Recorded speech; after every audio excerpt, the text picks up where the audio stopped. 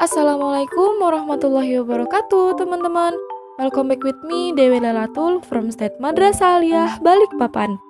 Gimana nih kabarnya sobat milenial? Sudah sejauh mana baca Qur'annya dan sebanyak apa usahanya untuk mensyiarkan bulan Ramadan ini? Semoga semua aktivitas dalam rangka beribadah kepada Allah tetap bisa kita lakukan dengan optimal ya. Amin.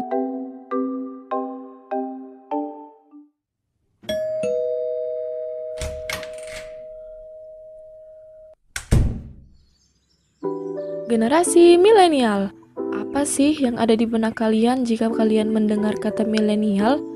Berbicara tentang generasi milenial, kita berbicara tentang pemuda.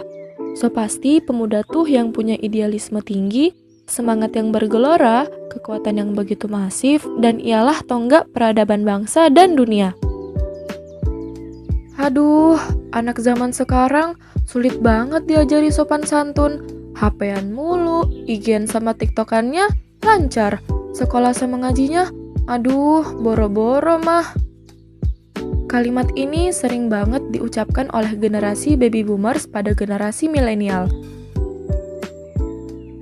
Fenomena millennials pada masa ini memang beragam banget sih, termasuk kurangnya sopan santun dan begitu keranjingan bermain media sosial.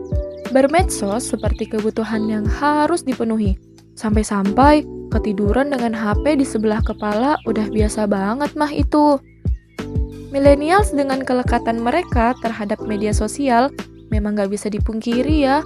Mereka tuh tumbuh dengan memiliki identitas pada Facebook, Instagram, Twitter, TikTok, dan sejenisnya.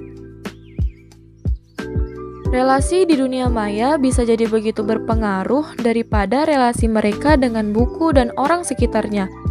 Maka tak jarang sih lebih mengejar updatean konten. Challenge A sampai Z pun akan diikuti terus demi atensi. Sampai-sampai gelisah nih kalau atensi followersnya tidak begitu besar.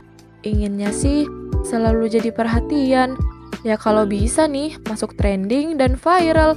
Maka tak heran kesannya pun yang ada gila atensi. Milenial sebagai generasi hari ini yang mengisi kehidupan punya sejuta potensi loh. Usia muda, potensi tenaga dan pikiran masih sangat kuat. Ditambah lagi nih potensi untuk mendapat informasi apapun. Yang kini informasi begitu membanjiri kehidupan. Mereka seharusnya lebih mudah dalam belajar, baik ilmu dunia dan ilmu agama. Lebih mudah pula dong untuk tambah taat sekaligus meraih prestasi dunia dan akhirat. Kehidupan Islam akan mengajarkan kepada millennials untuk menjadikan media sosial sebagai sarana pendukung belajar dan sarana berdakwah. Media bukan lagi sebagai hiburan semu yang tentunya hanya membawa kebahagiaan sesaat.